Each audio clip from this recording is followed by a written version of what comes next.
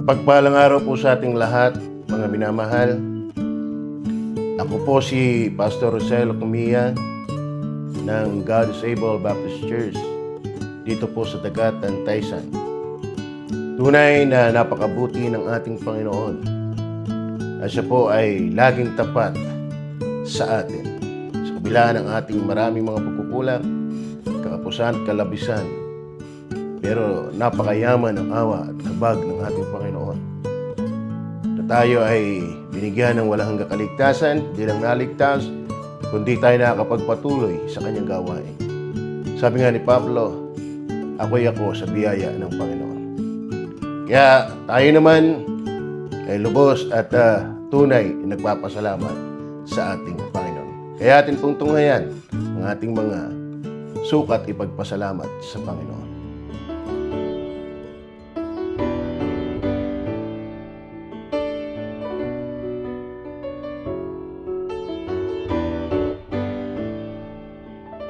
Every morning when I wake to see the sun, I can't help but think about the Lord and all the things He's done. He meets my every need. You know He's been so good to me, and I can't help but praise the Lord for all He's done. For all He's done, I'm gonna lift my hands and praise Him. For all He's done, I'll try to live my life to please Him.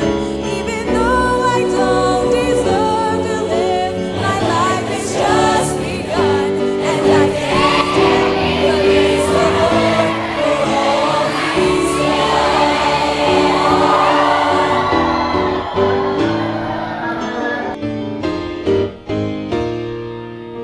There are many things that I could praise God for, and if I started now until I died, there'd still be many more. If I could mention only one, I'd have to thank Him for His Son, and that's enough to praise the Lord. For all He's done, I'm gonna lift my hands and praise Him. For all He's done, I'll try to live my life to please Him. Even though I don't deserve to live, my life has just begun, and I can't help but praise the Lord for all He's done. For all He's done.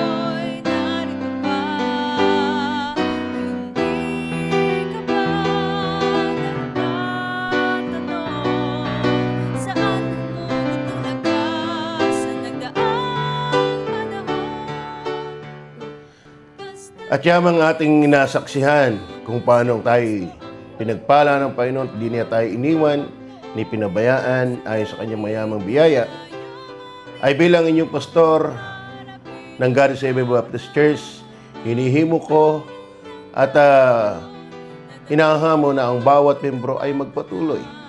Kung loloobin ng Diyos na tayo muling tatahak at patatahakin sa taong hahalili, nawa ang bawat isa atin, nangihina man tayo, tayo bumalik.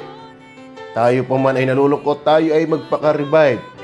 Tayo magpatuloy na sama-sama sa Panginoon para sa pagtataguyod ng kanyang gawain sa pagluluwalhati sa ating dakilang tagapagligtas at napakatapat na Panginoon. Pagpalain po tayong lahat.